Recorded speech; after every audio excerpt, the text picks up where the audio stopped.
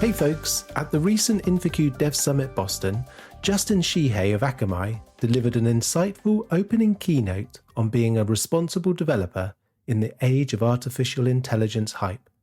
The talk was aimed at software practitioners who might be feeling overwhelmed by the rapid developments and inflated expectations surrounding AI.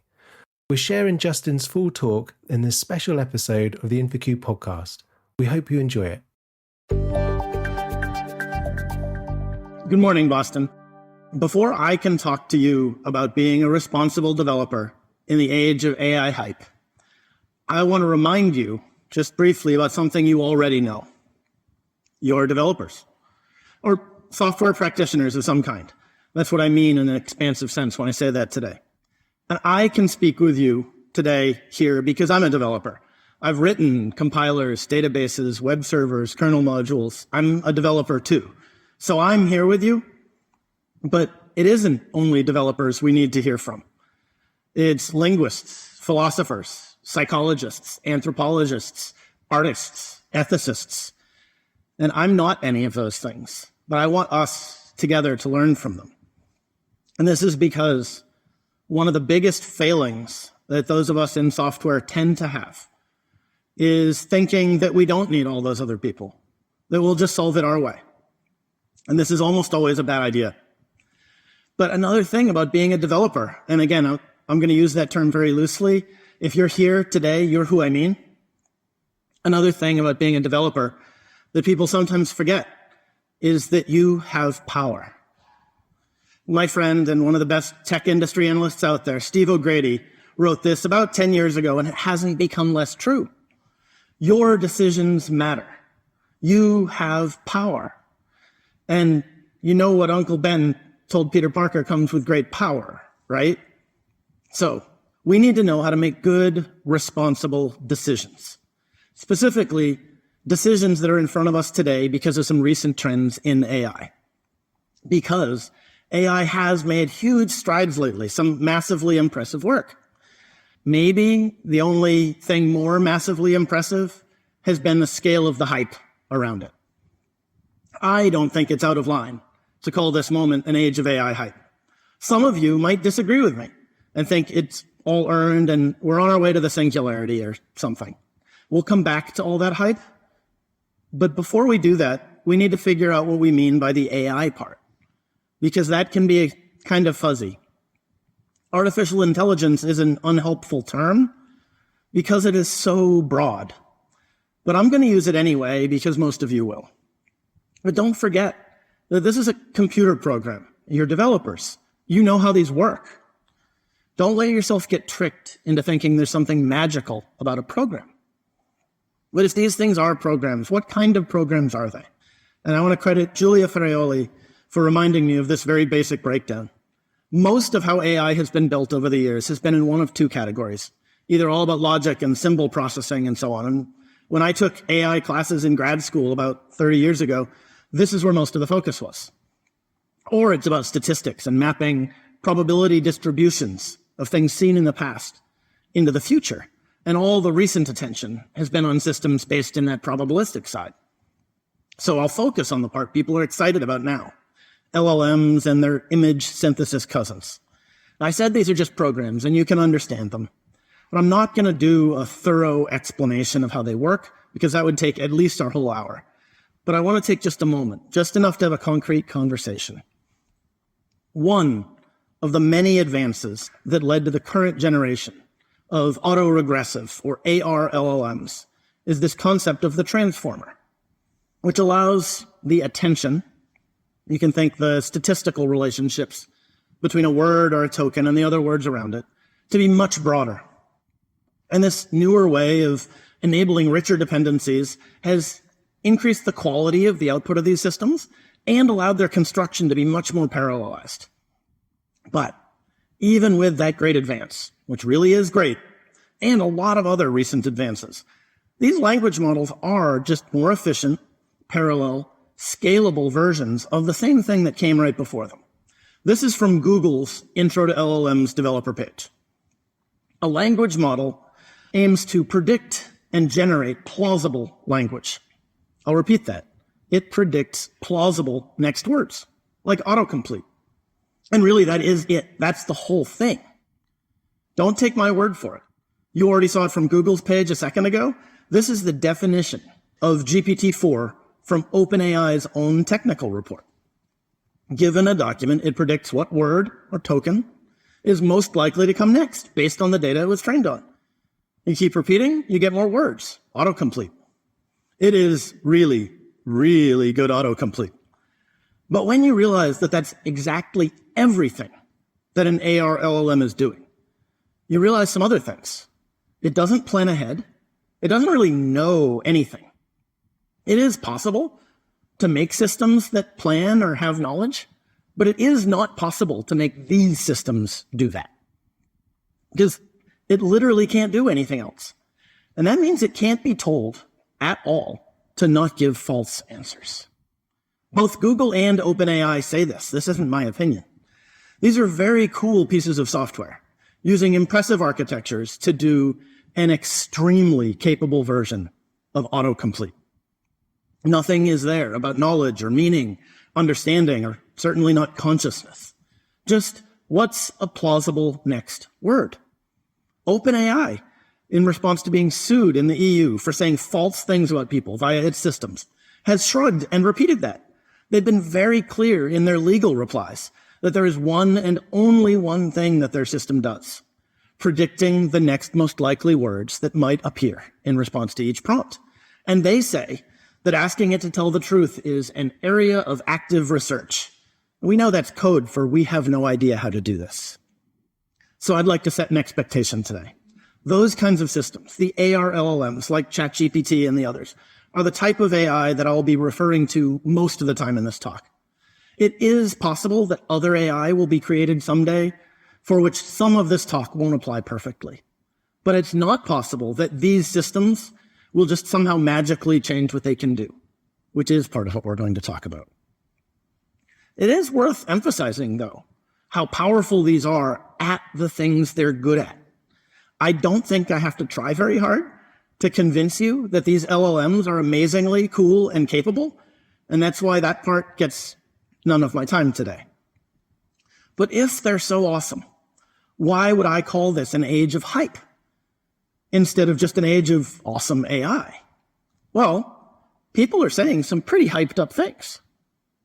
I should give some credit to Melanie Mitchell for pulling some of these quotes together in a talk of hers that was really great and that I really appreciated. But those aren't things people are saying today. We've been here before, about 60 years ago. Leading scientists and journalists were just as convinced of those things then as now. What's the difference between then and now? Mostly money. There are billions of dollars riding on bets like these. That doesn't make them more true. It just adds more incentive for the hype. So we do see the same kinds of statements from very prominent people now. And please don't fall for them because these people are well known. This is all complete nonsense.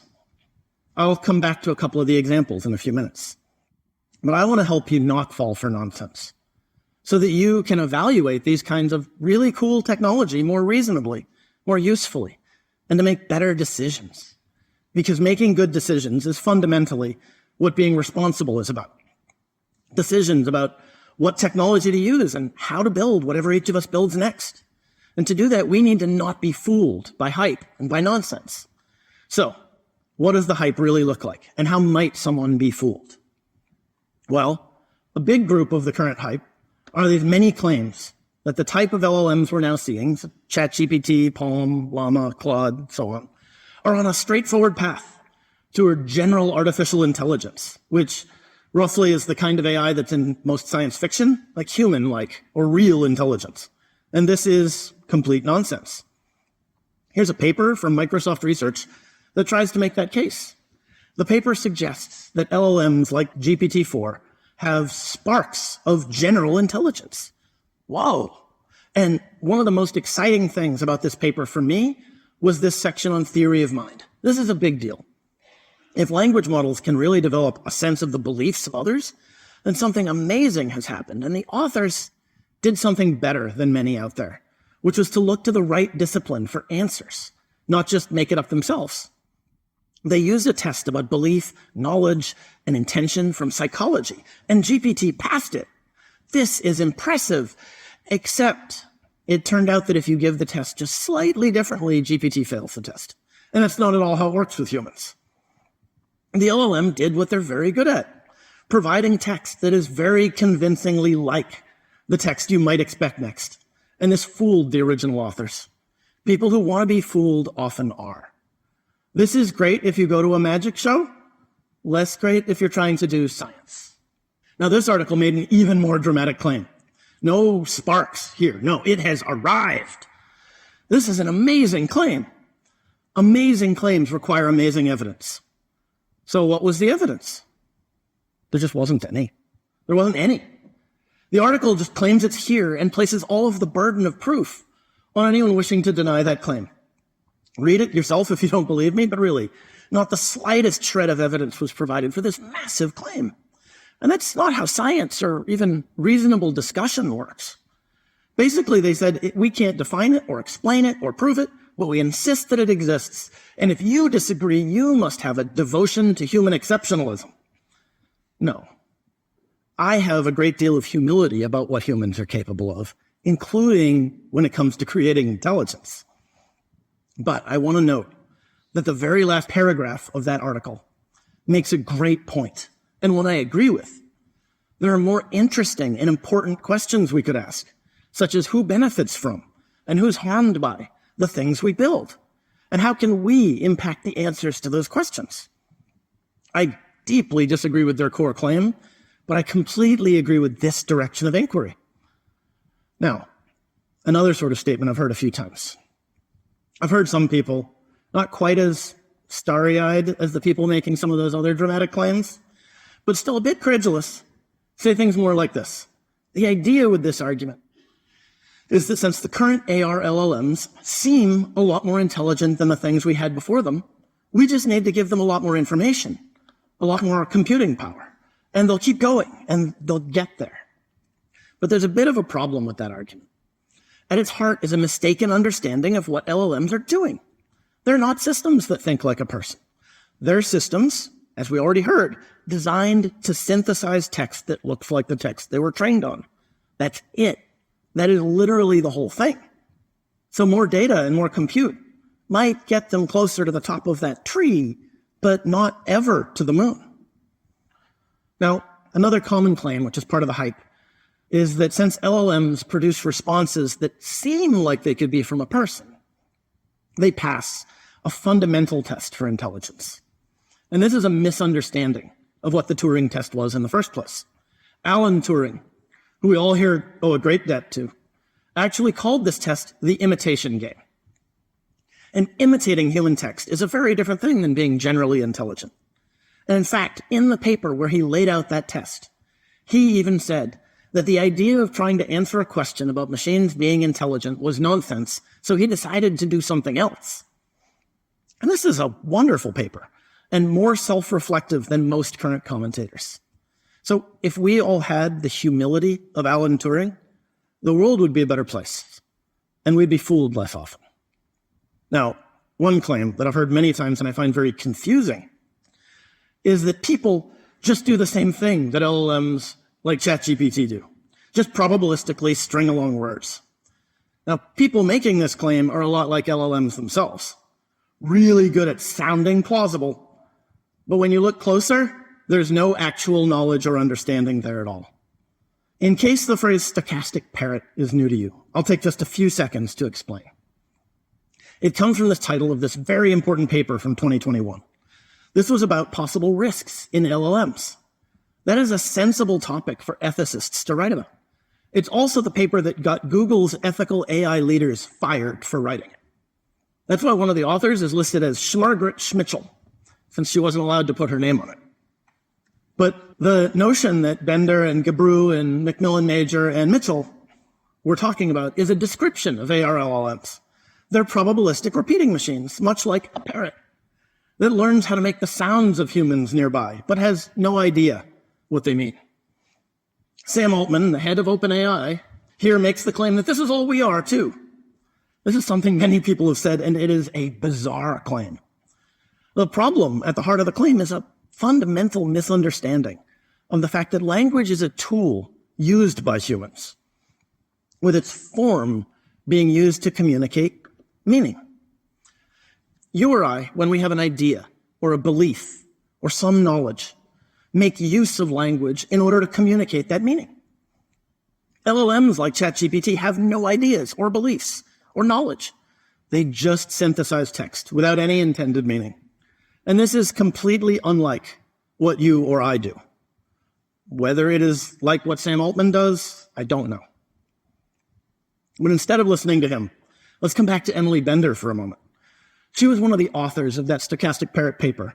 She's a computational linguist at the University of Washington, so she's extremely qualified to talk about computing and language. And she and I have a similar mission right now. I want to help you be less credulous of nonsense claims so that you can make more responsible choices. Now, someone might see statements like this one about current LLMs, like ChatGPT or Gemini and so on, and dismiss them as coming from a skeptic like Professor Bender. To that, I'd first say that that person is showing their own bias, since she's so enormously qualified that the word expert would make more sense than skeptic. But also, she didn't say this. This is a quote from Yann LeCun, the head of AI research at Meta, and a Turing Award winner, and an insider to the development of LLMs, if anyone is.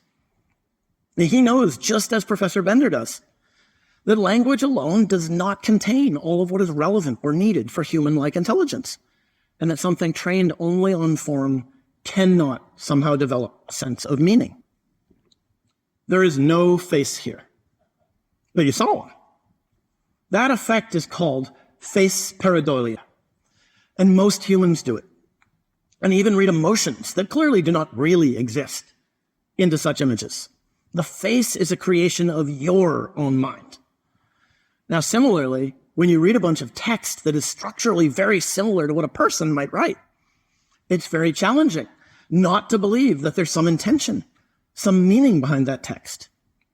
It's so challenging that even people who know how these systems work and know that they have no intentions, no meaning, can be fooled. It is challenging, but you can rise to that challenge. Because remember, these are just computer programs. There is no magic here. You know this. Now, there are some things that have made it easier to get this wrong. One of these things is the term hallucination. The use of that word about LLMs is a nasty trick played on all of us. When a person hallucinates, we mean that their sense of truth and meaning has become disconnected from their observed reality. But AR LLMs have no sense of truth and meaning, and no observed reality. They're always just doing the exact same thing, statistically predicting the next word. They're very, very good at this, but there's no meaning, no intention, no sense of what's true or not. So depending on how you look at it, they're either always hallucinating or they never are. Either way, using the word hallucination for the times we notice this is just another case of the meaning all being on the observer's side. Now, even if we accept the use of the word hallucination here, since it has entered common use, we shouldn't be tricked into thinking that it's just a thing that will go away as these systems mature. Producing text that is ungrounded in any external reality is simply what they do. It's not a bug in the program. I want to be very clear when I say that this behavior is not a bug. LLMs are never wrong. Really. They can only be wrong if you think the thing they're trying to do is correctly answer your question. What they're actually doing is to produce text that is likely, based on the data before it, to look like it could come next. And that's just not the same thing. They're doing their job, and they're doing it very well. Another source of confusion to be aware of, in addition to the hallucination misnomer, is this concept that arbitrary behavior can just emerge from an LLM. This idea is encouraged by all that sci-fi talk about AGI that is really fun, but isn't connected to how these things actually work. Remember, they are just programs. Cool programs, but programs. Not magic and not evolving, just engineering. But then we hear stories like this about how Google's LLM learned Bangla, the Bengali language, without ever being trained on it. That's the kind of story that could make someone become a believer that these programs are something more, except that it turns out the important part of the headline was the phrase "doesn't understand." Since it only took a day for someone who cared to look. Remember Margaret Mitchell, fired from Google for publishing about AI ethics? Yeah, for someone like that to find that the language in question just was in the training set. Huge claims should come with huge, clear evidence. This is key to how you cannot be fooled. When seeing a big claim, don't just dismiss it, but don't simply swallow it unless you get to see the evidence. Now maybe, in the case of Google's CEO believing nonsense, like the statement that their LLM can just learn languages it hasn't seen, we can just chalk it up to him not yet knowing as much as you do, and not requiring evidence before making such an outlandish claim. But then a few months later, Google released a really cool video on YouTube. It got over 3 million views right away, and it showed amazing new behaviors like identifying images in real time in spoken conversation with a user, and it turned out that that was fake. Video editing isn't all that new. Gemini is a really cool LLM. It can do some neat tricks, but let's not be tricked.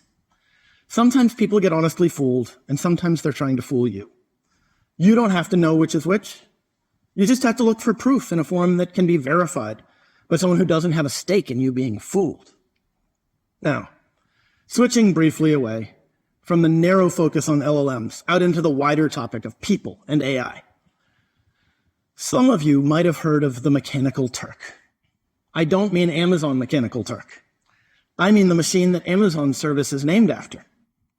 This was a fantastic chess-playing machine, one of the earliest popular examples of AI, and it became widely known in the 70s. The 1770s. This machine played against Benjamin Franklin and Napoleon. It won most of the games it played, even against skilled human players. So it's amazing history, right? We've had AI good enough to beat human players at chess for over 200 years. Now, how do you think it worked? There was a human chess player inside. It's a great trick. It's great for a magic show. Now, this is actually a cool piece of AI history, because this is actually how a lot of today's AI works. We see an AI system with an outrageous claim about its human-like capability. So, for example, here's a press release with nothing relevant left out from about 3 years ago. Through a groundbreaking set of developments, a combination of computer vision, sensor fusion, and deep learning, Amazon was able to make it so that you could just take what you wanted off the shelves and leave the store, and they'd charge your Amazon account the right amount. Wow! But I gave this away by showing you the Mechanical Turk first, right? So you can guess. But up until very recently, Amazon executives continued to call this technology magic in public. And their site now says that it's all about generative AI and all of these amazing developments. But we just saw a much older magic show, and they had the same trick. But another great example of how AI has moved forward is autonomous cars. Cruise, owned by GM, is just one of many companies racing to be ahead in this market. They're racing so fast that they've run over some toddlers and run into some working fire trucks.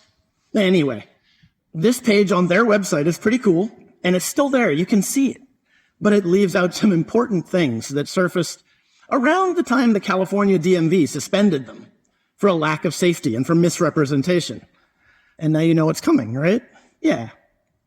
Just like the Mechanical Turk and the AI checkout lanes, the driverless cars actually had an average of more than one driver per car. Now, some of them are just too ridiculous, like the Tesla bot. It was literally just a guy in a robot suit. But these are not only cases of humans inside the AI. They're also hype. They're outrageous claims with the purpose of selling things to people who are fooled. And they're also all good reminders that if something acts amazingly well like a human, and you can't get adversarial proof of how it works, well, maybe don't start out by believing it isn't a human.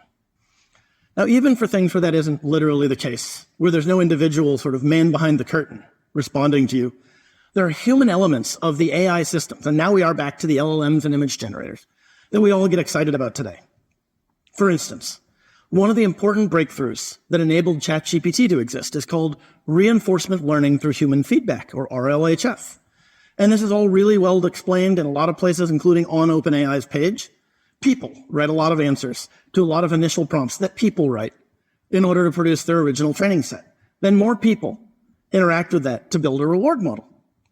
It's all about building a system that uses a lot of text written by people, statistically produce more text that more people, things like what a person would write. It is a real breakthrough to make it work, but it's not just a program. It's just a program or a bunch of programs plus an enormous amount of low-paid human labor. So just as the Amazon checkout lanes required multiple people per camera, or the cruise cars had 1.5 drivers per car, or the Tesla bot had an infinite ratio of humans to robots. There is a difference here. These people aren't literally pretending to be AI, but still using ChatGPT or anything like it is using the labor of thousands of people paid a couple of dollars an hour to do work that no one in this room would do.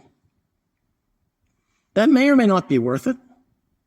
That's a whole class of ethical problems that we don't have time for today. But at the very least, I want you to be aware of how these things work in order to make informed choices about how to use them or how to build them. Man, these things are cool. I don't want to get left behind. This is where all the money is. My boss told me I have to put some AI in it so that we can say AI in our next press release. So how can I do it right? Well, what kinds of things might we do? We're developers. We make software systems. Let's talk about some of the things we might do. We already know that these systems are just computers running programs. Some of you may be the developers of those actual AI systems.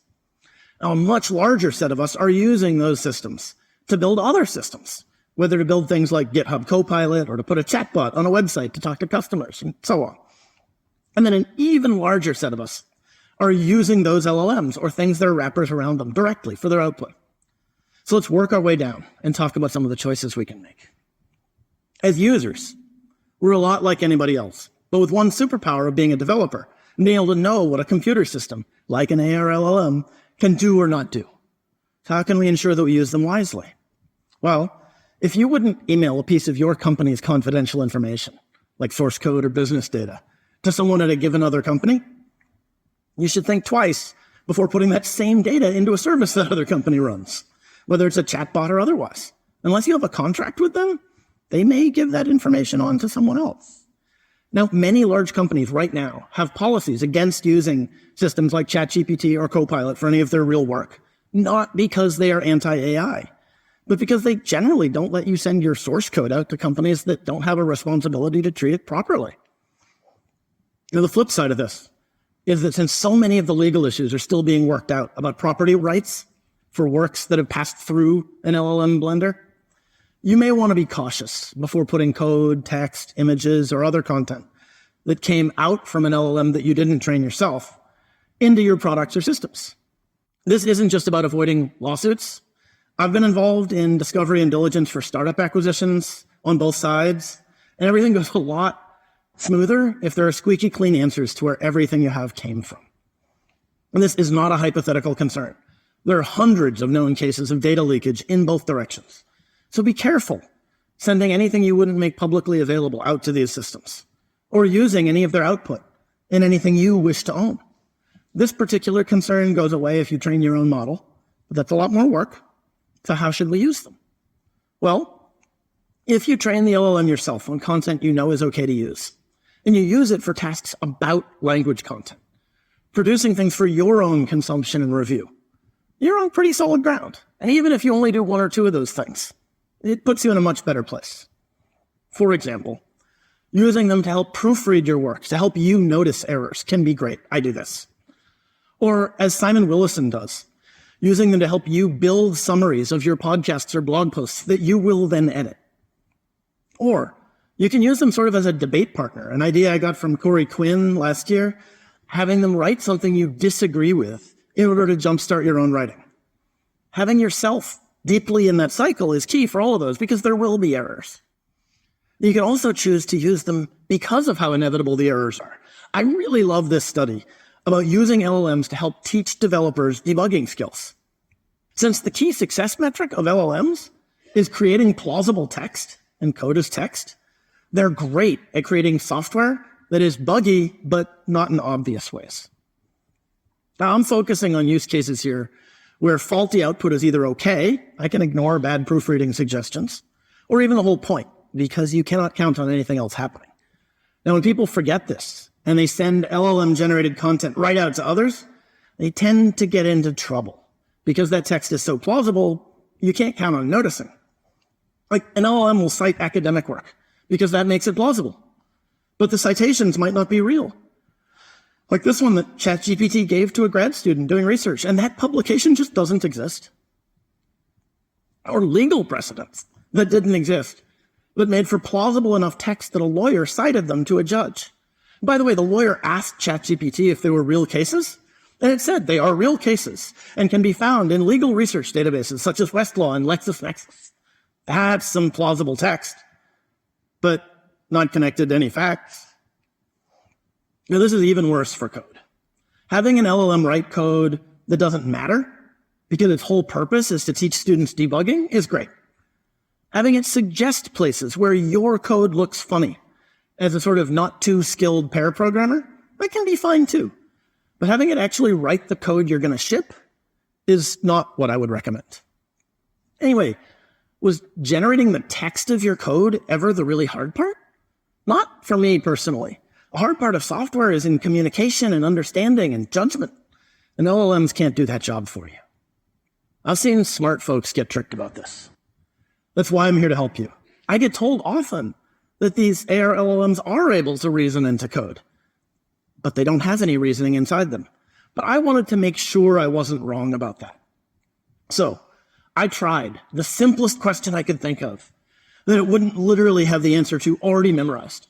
And I asked the latest version of ChatGPT 4.0 to just count the number of times the letter E appears in my name, Justin Sheehy. 3 E's. It says that's not right. But I've been told to just ask more questions and then it'll figure it out. So I tried a little prompt engineering. I did it the way people say you should, asking it to show its work and giving precise direction. And so, as always, it sounds very confident. And it backs up its answer by showing its work, and it's not better. I mean, it's really, really not right. This is an extremely simple thing and should be in its sweet spot if it could do any reasoning or counting. I tried similar questions with different content just to make sure I wasn't tickling something weird with similar results. So this is just a reminder. These things don't reason, and they don't sometimes get it wrong. They're always just probabilistically spewing out text that is shaped like something that might come next. Sometimes, by chance, that happens to also be correct. Use them accordingly. They can be used well, but don't forget what they are and what they aren't. All right, so what about when we're not just users? What about when we move down the stack and we build AI into our software as a component in a larger system? Now here it gets even more important to be careful of what content the model was trained on. If you train it yourself on only your own content, well, it's still just sparkling autocomplete, but at least you know what it's starting from. If you go the easy route, though, and you just use an API around one of the big models, well, they've been trained on the whole internet. Don't get me wrong, there's an enormous wealth of knowledge on the web, Wikipedia and so on, but there's also 4chan and the worst subs on Reddit. A whole lot of things you might not want your software to repeat. So part of being responsible is not bringing the worst parts of what's out there through your system. Now, when I say bias laundering, what I mean is that people tend to feel that an answer to a question that came from a computer via an algorithm is somehow objective or better. But we're developers. We know all about garbage in, garbage out. So if the whole internet is what goes in, we know what will come out. And this isn't hypothetical. People are making these choices today, embedding use of these pre-trained language models into systems, making important decisions. And the results on race, gender, and religion are predictable. We can do better. How can we do better? We can start with testing. Just like we have testing tools for the rest of our software, we can test ML models for bias. Like this pretty nice toolkit from IBM. And that should be basic expectations. Just like writing tests for the other parts of your system should be expected. It's not enough, but it's a start. Now, another set of irresponsible decisions being made right now can be seen walking around almost any conference that has vendor booths and counting the things that have become AI-powered. I understand the tendency and the pressure, but this is not harmless. That AI washing exercise, that money grab by saying, oh, we'll solve it with AI somehow, can mean that other systems, maybe other ways to save lives, don't get the resources they need. This isn't just failure, it's theft in the form of opportunity cost, preventing important work from happening. Or worse, you can give people confidence that an algorithm is on the job and cause real life or death decisions to be made wrongly. Saying AI might make it easier to sell something, but it might cause your users to make dangerously worse decisions. So what can we do? We can talk with CEOs, product managers, and everyone else who cares about what they care about, the value that our software systems provide them. Instead of adding a couple of hyped buzzwords, we can figure out if and how adding some of these AI components will add real value. And we can help those people learn to ask better questions than just, but does it have AI in it? Now this, and the rest of my advice here, applies at multiple levels in the stack. Whether you're incorporating an LLM into your system as a component, or if you're actually doing your own model development. No matter which of those things you're doing, being a responsible developer requires accountability. That means that your company needs to understand that it is accountable for what it ships. And you, if you develop it, you're accountable for them knowing that. What does this accountability look like? Well, you know now that an LLM simply cannot be forced to not hallucinate. So if you put one in your app or on your website, you have to be prepared for taking the same accountability as if you put those hallucinations on your site or in your app directly. So that cool AI chatbot that let your company hire a couple less support staff might mean that the company loses more money than they saved when they have to give out discounted products or refunds that it offers. And that might not end up being the value that they hoped for when you said you were going to add some AI. And it's your responsibility to make sure that they know what the systems you develop can do. So how can we do it? Well, that part's pretty simple. We need to not lie. And I don't just mean the intentional lies of fraudsters and scammers. You need to not make the hype problem worse. That doesn't mean not using or making LLMs or other really cool AI systems. It just means telling the truth. It means not wildly overpromising what your systems can do. Microsoft had a Super Bowl commercial where someone asked out loud of their AI system, write me code for my 3D open world game. That's just pure fantasy. That not only doesn't work with anything today, no one actually has any idea how to make it work. Microsoft has some really cool work they've done lately, and they should have represented it more responsibly. And by the way, this isn't just my advice, it's the FTC's. This is advice from the US government on some questions to ask yourself about your AI product. I think it's a pretty good start. Okay, maybe that part was obvious. What else can you do? Well, if you can't do something legally and safely, and I'm not talking today about active political protests or anything like that, then don't do that thing. This is another one that sounds really obvious, and almost everyone will agree with it in general. But then I hear objections to specific cases of it that sound like, well, if we complied with the law, we wouldn't be able to provide this service. Or if we took the time to make sure there was no child pornography in our training sets, we wouldn't have been able to make this fun image generator. We just have to violate the rights of hundreds of thousands of people to train a huge ARLLM. Do you want to hold back the glorious future of AI? Of course I don't want to hold back the future, but the future success of one particular product or company does not excuse such irresponsibility. And all of those were real examples. So, a starting place for being a responsible developer is to develop systems legally and safely. not put the hype for your product ahead of the safety or rights of other people. It feels really weird to me that that's an interesting statement, to say that other people's safety or rights should matter to you. It feels like it should be obvious, and I hope that to you it is obvious. That if you have to lie or violate other people's safety to ship something, don't ship it. Do something else instead, or do your thing better. I am excited by a lot of the developments in the field of AI, and I want that research to continue and to thrive. It's up to us to get there safely. So when I talk about what not to do, I'm not saying that we should stop this kind of work. Just that we need to make each choice carefully along the way. So, for the last piece I can give you today, and if anyone came in late, these last few minutes are the most important. I want to talk about alignment. There's this common idea that comes up in the circles where people talk about building AGI or general intelligence, about alignment. The idea of making sure that AI shares our human values instead of being like Skynet or something. These are really well-meaning ideas, but the problem they're focused on is still wild science fiction, since no one has any idea yet how to even start getting to AGI. We are multiple huge breakthroughs away from that, if it is possible. That doesn't mean this work doesn't matter. Bringing ethical frameworks into the development of AI or any other technology is worthwhile. Now, this is an interesting paper from Anthropic, which is all about that topic of alignment and general purpose AI. Despite not agreeing with them about the trajectory towards general purpose AI, I think that their framework is very interesting, and we can make use of it. The framework is really nice and simple and memorable.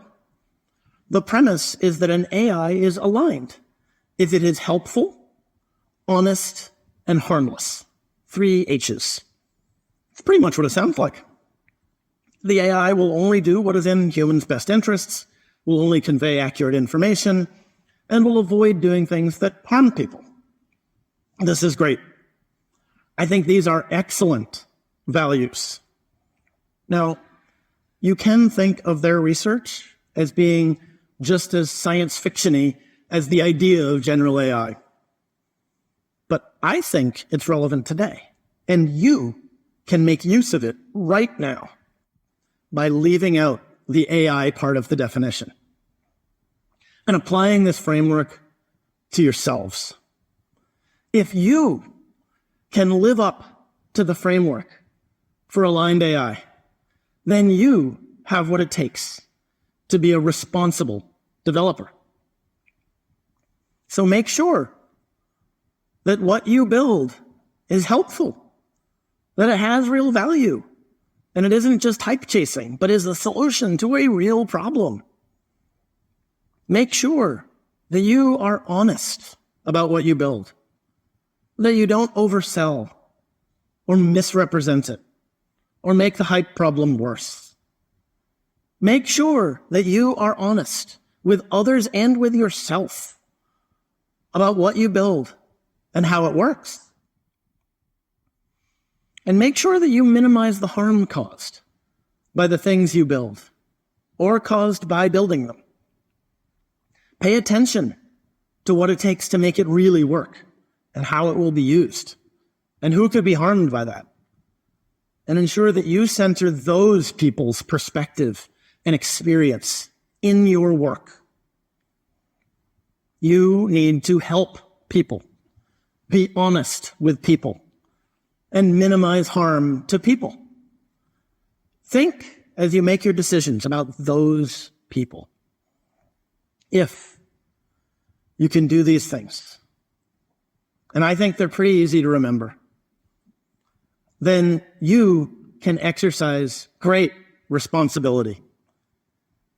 Remember that you have that great responsibility because you, developers, have great power. Perhaps more than you realize. You get to help decide what the future looks like. Let's make it a good one for people. Thank you.